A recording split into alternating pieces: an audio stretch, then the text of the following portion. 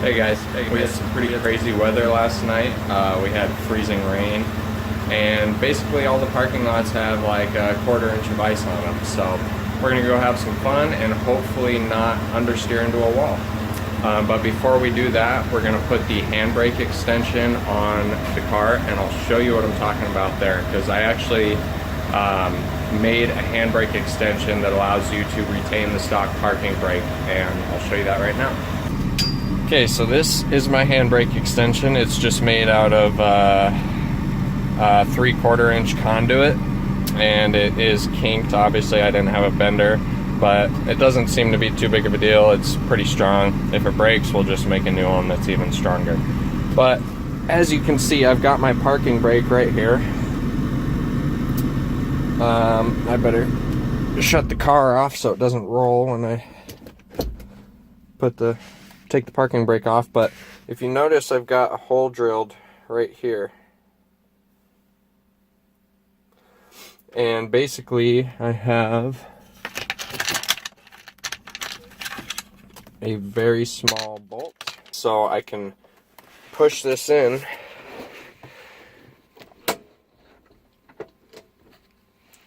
and when it's pushed in, I can thread this bolt, well, not thread it, but push it through that hole, and that'll keep the handbrake unlocked so that you can then put the extension over it.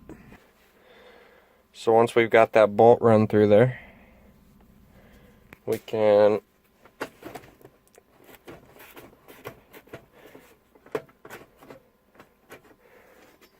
stick the pipe on, and then we've just got one screw holding this on here, and I just used a self-tapper, but I can take it on and off with just a screwdriver.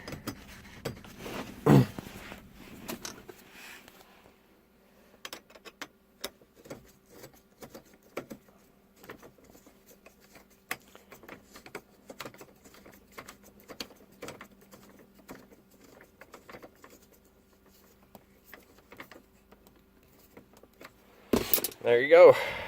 Handbrake extension installed.